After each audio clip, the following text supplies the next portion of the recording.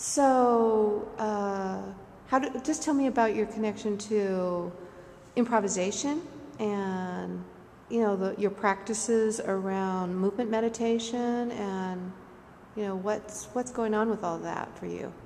Well, after, exploring art from my roots with my mother, as I mentioned earlier, play art, because we did visual art and sculpting and, Mama pulled out the instruments, and my stepfather was on piano, and, there were always percussion instruments around for us to just play. There was no rules to the game, just play and have fun.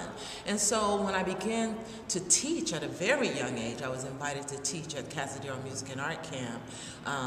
After attending many years myself, I was offered a CIT position, which is a counselor in training, and I began working with children as a child myself. I was about 14 years old, and I started exploring my own approach to teaching, and still stuck in the idea of the rules of the ballet rules, and there are technical rules to teaching. But then, and I continued that pattern on until I would say perhaps my late 20s, and then I kind of abandoned all the rules around how to teach dance and tapped into this whole how do I tap into the children's authentic movement?